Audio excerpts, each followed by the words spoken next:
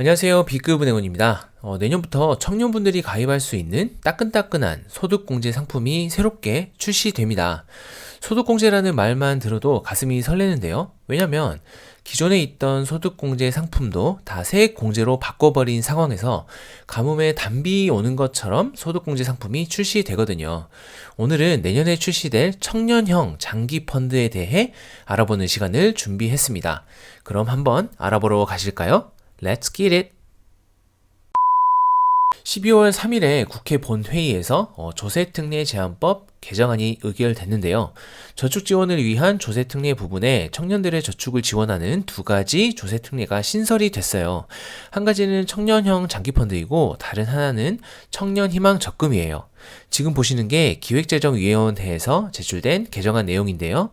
여러 가지 내용이 있는데 저축 지원 쪽을 보게 되면 청년의 저축 지원 부분에 두 개가 신설이 됐죠. 2번을 보시면 청년형 장기 집합투자증권 저축에 대한 소득공제 신설이라고 되어 있는데요.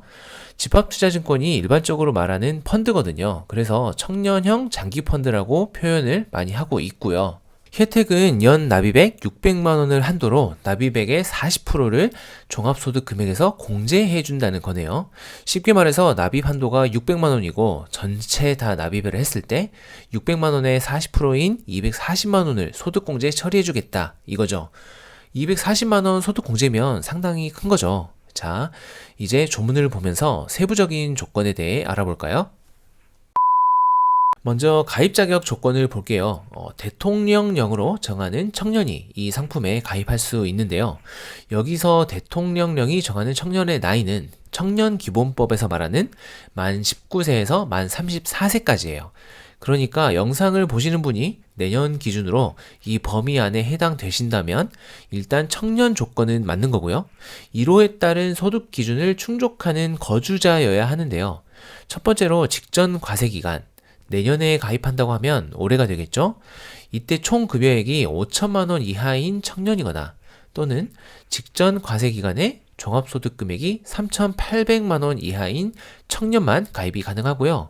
가입하는 시점에 작년 소득이 이 기준을 넘어버리면 가입이 안 됩니다. 기준이 미충족되는 사람은 일단 돈을 많이 벌기 때문에 저축 지원을 해줄 필요가 없다고 생각하는 거죠. 그리고 나서 2호에 따른 저축을 가입해야 하는데 뭔지 볼게요. 첫 번째로 40% 이상을 상장되어 있는 주식에 투자하는 펀드에 투자해야 하고요. 두 번째로 계약 기간이 3년에서 5년 이하여야 하고요. 세 번째로 연간 납입 한도가 600만 원이어야 하네요. 괄호 안에 가입한 모든 청년형 장기펀드의 합계액이라는 표현을 사용한 걸로 봐서 ISA처럼 한 개만 가입 가능한 게 아니고 여러 개 가입해도 되는 걸로 이해하면 되겠습니다. 계약 기간을 5년으로 하고 1년에 600만 원씩 모으면 원금이 총 3천만 원이 되는 거네요. 강제로 저축잼을 느낄 수 있습니다. 일단 상품은 금융기관에서 저 조건에 맞게 만들 거라서 내가 저 상품을 어떻게 찾지? 이런 고민은 절대 안 하셔도 됩니다. 그리고 2023년 말까지 가입을 할 수가 있어요. 그 이후에는 이 상품에 가입을 못 한다는 거겠죠? 그런데 거의 대부분 이런 상품들은 가입 기한을 계속 연장을 해줬었거든요. 그래서 이것도 법을 개정하면서 계속 연장해줄 가능성이 높은 것 같아요. 그런데 중간에 소득공제 대상이 안 되는 경우가 발생할 수 있는데요. 총 급여액이 8천만 원을 넘거나 종합소득금액이 6,700만 원을 넘거나 소득이 없는 경우에는 소득공제를 해주지 않는다고 되어 있네요. 그러니까 가입 당시에는 조건이 충족돼서 가입을 했는데 그 사이 승진도 하고 실적이 좋아서 연봉도 올랐고 그게 8천만 원을 넘어버렸다. 그러면 그 해에는 소득공제를 못 받는 겁니다. 그래도 연봉이 더 올라가는 게 낫겠죠. 소득공제를 받으려면 펀드를 가입한 금융기관에 가서 청년형 장기 집합투자증권 저축 납입 증명서를 발급받아서 원천 징수할 때 증빙서류로 첨부를 해야 하고요. 만약에 해지를 한다면 해당 연도에는 당연히 소득공제를 받지 못하게 되는 거고요. 만약에 3년 이전에 해지했다. 그러면 납입한 총 금액의 6%를 추징하겠다는 거죠. 그러니까 너가 저축을 한다고 이 상품에 가입을 했으니 나라에서 소득 공제를 해줬는데 3년 이상 가지고 있으라고 했더니 뭐 그 전에 해지해? 넌 괘씸죄니까 납입한 총 금액에서 6% 내놔. 뭐 이런 거라는 거죠.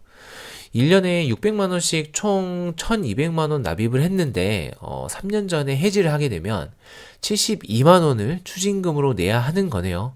뭐 해지하지 말고 가지고 있어라. 뭐 이렇게 해석하면 되겠습니다.